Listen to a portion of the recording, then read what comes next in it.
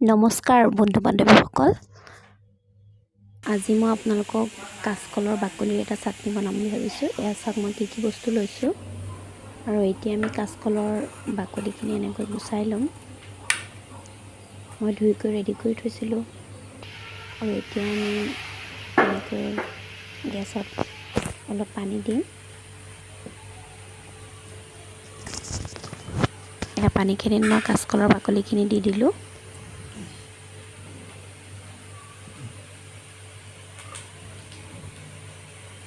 এতিয়া মই ইয়াত অকণ নিমখ দিছোঁ।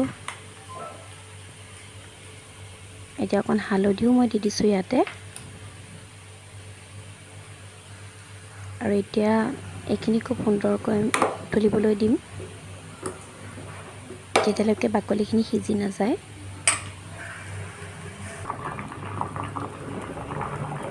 এয়া চাওক আমাৰ বাকলিখিনি সিজি গৈছে। এনেদৰে আপোনালোকে চাব সিজিছেনে নাই। মই গেছটো অফ কৰি দিলোঁ।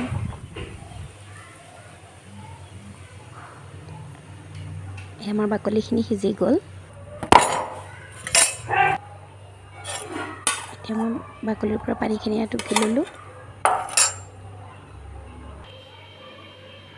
আৰু এয়া চাওক হাতেৰে টিপি চালে সিজি গৈছে বাকলিখিনি খুব সুন্দৰকৈ।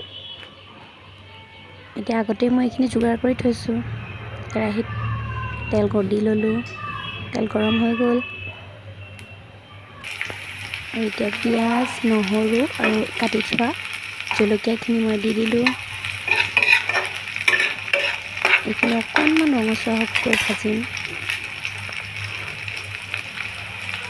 আৰু এতিয়া সেই কাচকলৰ বাকলিখিনিও দি দিলোঁ তাতে। ভালদৰে লৰাই দিলোঁ।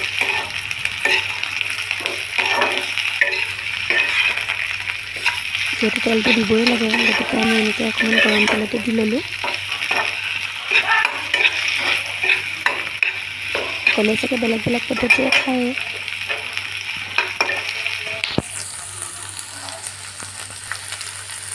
এনেদৰে অলপ সময় ৰাখিব লাগিব।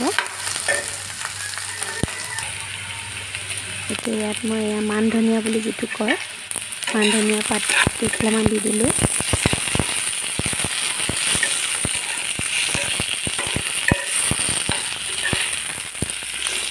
পাত কেইখিলাও প্ৰায় সিজি হৈ গৈছে অকণ।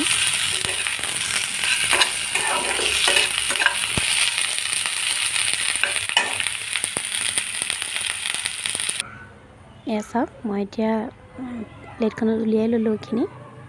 আমাৰ ধুনীয়াকৈ পিঁয়াজখিনি ৰঙচুৱা হ'ল। এতিয়া মই মিক্সিৰ জাৰটোত যিখিনি মই গৰম তেলত ভাজি লৈছিলোঁ সেইখিনি দি দিলোঁ।